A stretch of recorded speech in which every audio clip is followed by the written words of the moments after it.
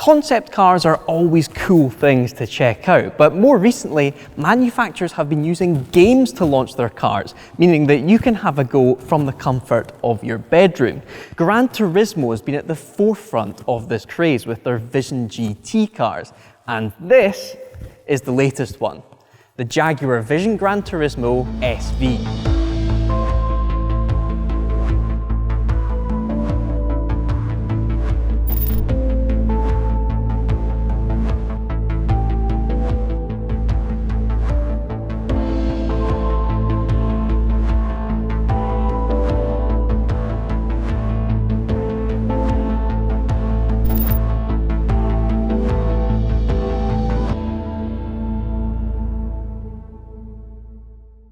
I think elegant but savage is how I'd describe this thing. It has proper GT proportions with that rearward cabin and then this huge long bonnet extending out in front of you.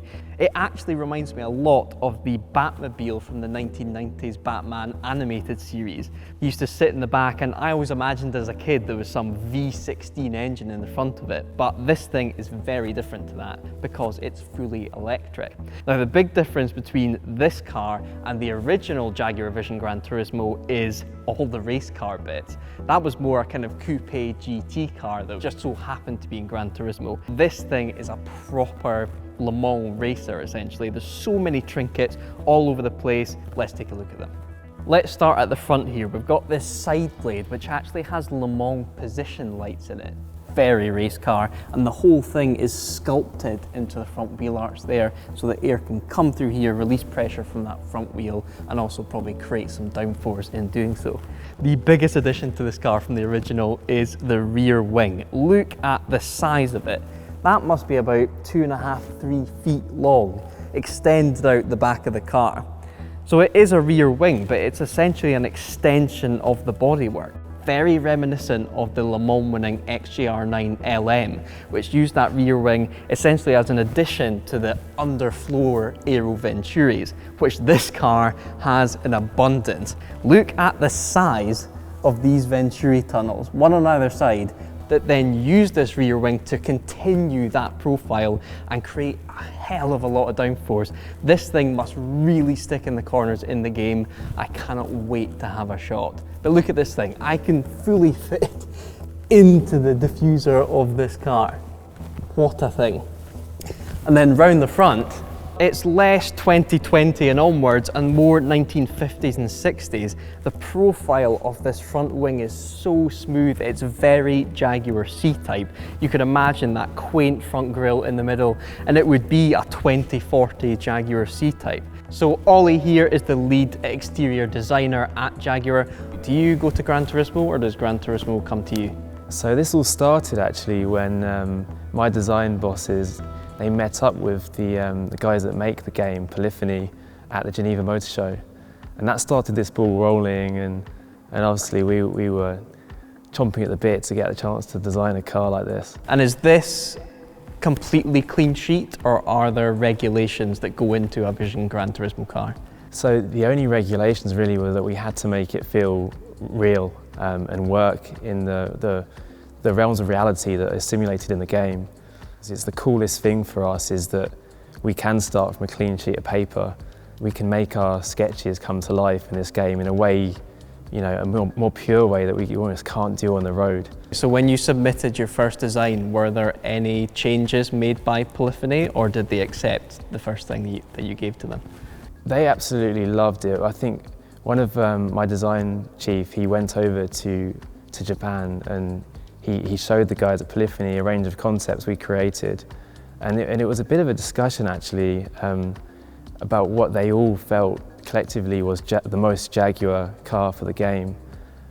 So from those few proposals, we came back with the one that looked most like this one. And then we went from there to develop that into the car you see today. So Bugatti are probably the most famous in terms of taking their Vision Gran Turismo car and making it reality with the Chiron. Is it a similar situation with this, or is this just a complete design study? So this is a design study for us. And the nicest thing about a project like this is we do so many design studies all the time, and we never get to show them to anyone. So it's really cool that we can do a design study like this and just show the whole world. Cool. Well, Ollie, you've done a cracking job, and I cannot wait to have a go in one of these in the Drive Tribe Simulator.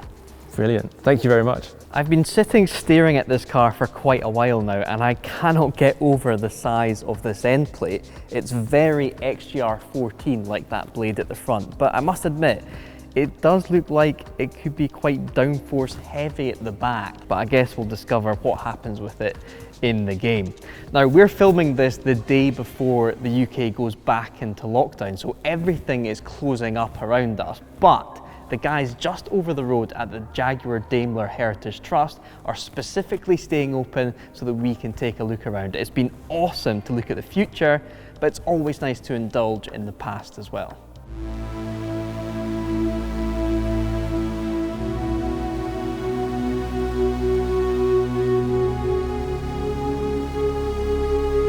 And here we are in the Jaguar Daimler Heritage Trust. This is my favourite building in the world. Let me just take you for a brief tour of the cars that are in this museum. Starting off, I mean, I'm just casually walking past an XK120 and 140 to a CX75. Probably my favourite modern supercar, even though it never properly made it onto the road. What a thing. Williams F1 4-cylinder engine in this one, a proper CX-75, not one of the stunt ones, a proper one. Swallow sidecar, what Jaguar was known for back in the day. And then we come to my favourite Formula One car. This is what made me fall in love with Jaguar back in the day, was seeing the F1 cars competing in the early 2000s. I think this is an R5, so the final R5? Yes, got that one right. It's an R5. So this is the final iteration of Jaguar F1 before it became Red Bull. The British racing green. It's not my favourite livery. The older ones were more green. HSBC and all these places started to take over all the sponsorships on the car. But my God, what a thing. This car is particularly special. This is a normal XG220 V6 twin turbo in the classic silver paint. This is a proper production car, would be roadworthy. This one is the one that everyone talks about. This is the original prototype for the XG220. Note the scissor doors, and then if you come round here, Kevin, the engine in the back of there is what made everyone go mental back in the day. V12 engine, look at those inlet trumpets. Absolutely phenomenal. So this car was promised with the scissor doors, the V12 and 4-wheel drive.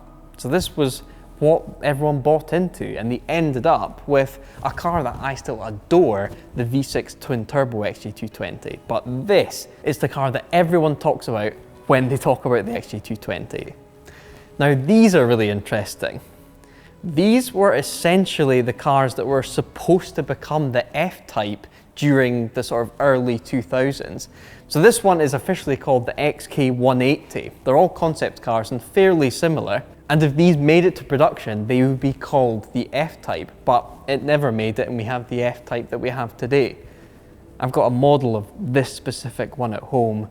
Very pretty cars. I'm not sure about these little ears for mirrors on the top of this one. But imagine if this was the Jaguar F-Type, what would the current one be called? Would it be called we've already got a E-Type, G-Type, H-Type, who knows? Here's a more niche Jag. This is the RD6. This is Jaguar's first ever attempt at a hatchback. It's basically 2+2, Ian Callum design, and as you can see, it was kind of designed based roughly on the S-Type with this grille. But it's a tiny little car. It's a market that Jaguar's never entered, the hatchback. Imagine this thing kicking about against an Alfa Romeo Brera or a BMW 1 Series. I really want Jag to make a hatchback. Imagine this thing with, say, 300 horsepower, maybe even rear wheel drive. It'd be absolutely mega. Are you into your Bond films? We've seen the CX-75, but this is a Bond villain car. Look at this thing. XKR with the machine gun on top from Die Another Day. It was this versus the Vanquish, Pierce Brosnan in the Vanquish. What an awesome car. Every kid's dream back in the, what was it, 2005 or something? No, earlier than that, 98, apologies. So we've got the machine gun on the back, and then we've got the missiles coming out this front grille here. How awesome is that? I don't think villain cars get much better than that. There's Goldfinger's Rolls, but I think this takes the biscuit. And it's sad that I'm missing out the rest here. XJC, Mark 10, all absolutely amazing pieces of kit. But then we've got this, a D-Type. Look at this sail on the back of it, that aerodynamic sail. Featured on the Project 7 F-Type as well. It was a car designed by Malcolm Sayer, who was one of the pioneering aerodynamicists back in the 50s. Shaped, I guess, based off of World War II aerodynamics. He built planes and then he switched to building cars. You can see it.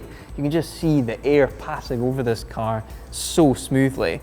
Norman Dewis said this thing could do over 190 miles an hour down the Mulsanne Straight at Le Mans. And if you come in here, you'll actually see a part of this interior that was mirrored in the Vision Gran Turismo. This section that splits the cockpit was also running down the center of the Vision GT. But it's safe to say the rest of the cockpit is very, very different. Through in the Workshop is a car that also was used for inspiration for the Vision GT. So let's head through there.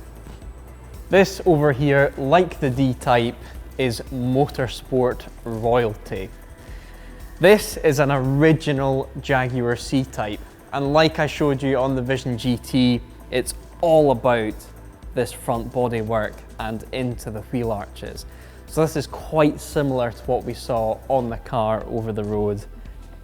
What a car to take inspiration from. The first racing car to use disc brakes at Le Mans, and it's just so pretty. I can't think of a car that's prettier than that. And what a place this is. Just down here, we've got a set of Group C V12 inlet trumpets. How about that?